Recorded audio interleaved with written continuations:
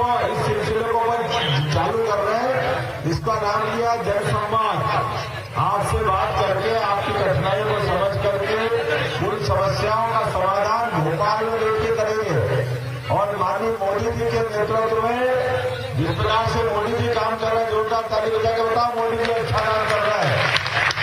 नरेंद्र मोदी जी के नेतृत्व में गांव, गरीब, किसान, मजदूर, महिलाएं, युवा सबके क्षेत्र में लगातार काम करना और उस काम के बलबूते पर अपने प्रदेश को देश का नंबर 1 राज्य बनाना, इस दिशा में काम कर रहे हैं हम सबके लिए।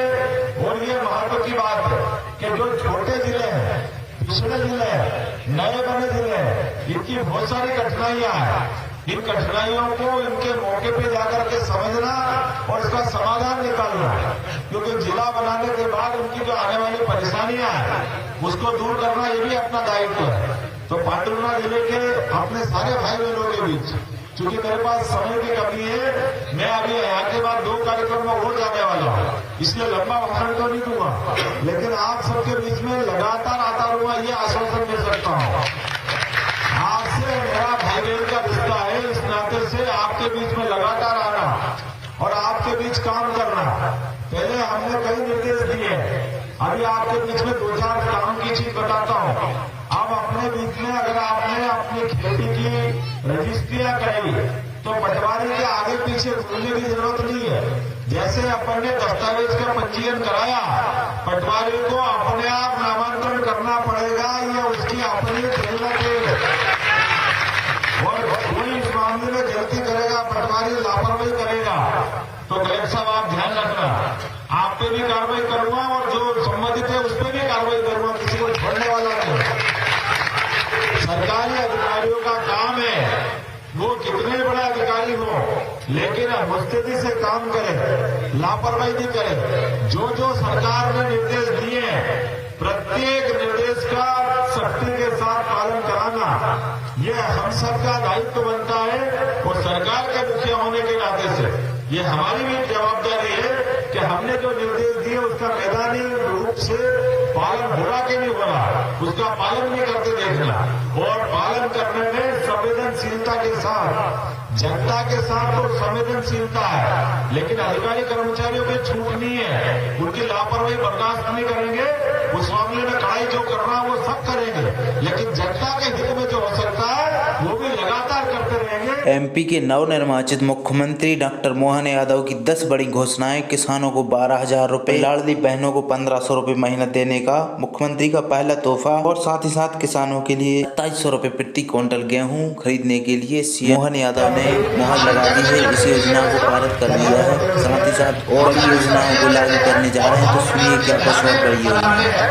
प्रधानमंत्री जी की जो योजना है पीएम से लोन लेके आटे का यूनिट लगा है और किसानों को भी जोड़ रहा है। अच्छा, हम आपसे ये आग्रह करेंगे कि प्राकृतिक खेती के लिए अपने प्रदेश में कुछ करिए ताकि ज्यादा से ज्यादा लोग प्राकृतिक खेती में जोड़ पाए। क्या कर सकते हैं प्राकृतिक खेती में? रासायनिक से जो बहुत ज्यादा नुकसान हो रहा है उसके लिए अगर हम अध्ययन करें और किसानों के जो प्राकृतिक खेती के दाम है उसका हम दाम को अगर ज्यादा बढ़ा के दे पाए तो किसान प्रेरित होगी। जैसे अभी आप क्या बेचते हो, उसका कितना रहेगा आप बेचते हो? हम नवरत्न आटा बना रहे हैं और चीजें मिला के पट्टी में आटा बना रहे हैं। ये हम मार्केट रेट में जो है उससे सस्ता ही बेच रहे हैं, परंतु लोगों में अवेयरनेस तो आएगी। गो आधारित जैविक खेती अगर हम करेंगे तो हम स्वस्थ रह पाएंगे और अपनी आने वाली पीढ़ियों को भी स्वस्थ रख पाएंगे। लेकिन ये जो कर रहे हैं वो ज्यादा महत्व का है। प्राकृतिक खेती में रासायनिक खाद जो हमसे कई बार लागत बढ़ाता है वो अपने आप कम हो जाती है और फसल की कीमत ज्यादा नहीं मिलती, जमीन बंजर नहीं होती। बहुत अच्छा करना बड़ा राहुल आता है, राहुल कुमार राहुल जोड़ा डाल दिया राहुल के लिए। और अब किसी को कौन आगे ले रहा है, किसको ले रहे हैं? महिला मंडल को ले रहे हैं, महिलाओं को ले रहे हो, किसी को महोदय जी कहाँ से आएंगे? मराठा आंगनबाड़ी से खेती होती है, कैसे आ रहा है? अच्छा, आपको भी क्या करते हैं बहन जी? जी हाँ, हम स्वास्थ्य विभाग में आशा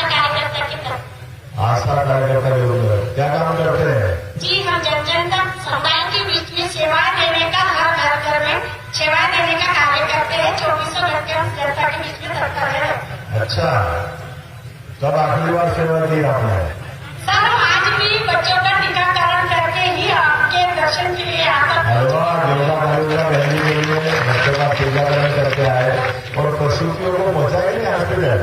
जी बिल्कुल, ऐसे 15 सालों में हमारे गाँव में ऐसी एक भी ये नहीं है सर की जो होम डिलीवरी में आज तक ऐसा हमारा डॉक्टर का नहीं हमारे हमने जनताओं के बीच में कुछ जागरूकता लाई है कि कभी भी रात के 12 भी बजेंगे सर 2 भी बजे तो हमारी आशा कार्यकर्ताओं को सबसे पहले कॉल आता है। अच्छा, वाह, बहुत अच्छा देवता कालीका बहनी के लिए। और किसको मारे के लिए? माननीय मुख्यमंत्री जी, आपसे एक अनुरोध है कि पांडुरा तहसील में सबसे ज्यादा संतरे की फसल होती है और वो संतरे की फसल के उचित मूल्य नहीं मिल पाते हैं किसानों को। इसके लिए आपसे गुजारिश है कि आप स्टोरेज या अच्छे दाम मिले किसानों को और संतरे का अच्छा किसानों तक लाभ पहुंचे, इतना अनुरोध है माननीय मुख्यमंत्री जी से। बहुत अच्छा, अच्छी बात बताई है। क्यों उनकी फसल की क्या रस्ते है, क्या परेशानी है, क्या रस्ते है इसका मार्ग लगता है? अच्छा, यहाँ से तो वो कह रहे हैं पहुंचना बचा है। अच्छा, इसको चाहिए करवाने हैं, जरूर करवाने। क्या आप बताओ क्या कमलेश राठौर, जय श्री महाकाल भाई साहब।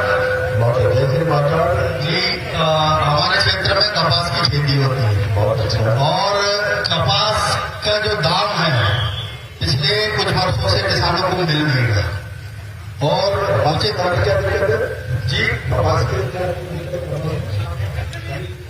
मंडियों को लेकर जो है टैक्स का महाराष्ट्र में टैक्स फ्री है और हमारे मध्य प्रदेश में टैक्स लगने की वजह से भी दाम में जो है गिरावट है। तो आप अगर ध्यान देंगे तो किसानों को बहुत अच्छा मूल्य मिल पाएगा। ये जरा मेरे साथ हो रहा है, ये नोट करना है। मंडी टैक्स का जो जगह है जब महाराष्ट्र के बराबर हो गया, आपको बराबर हो गया, अभी हुआ है जो महाराष्ट्र में वो अपने आए, लेकिन अभी हुआ है अभी लेकिन थोड़ी दाम कम है। आगे वाली तो बड़ा हो गया, अच्छी बात है ना, आपकी परेशानी नहीं होगी। आपका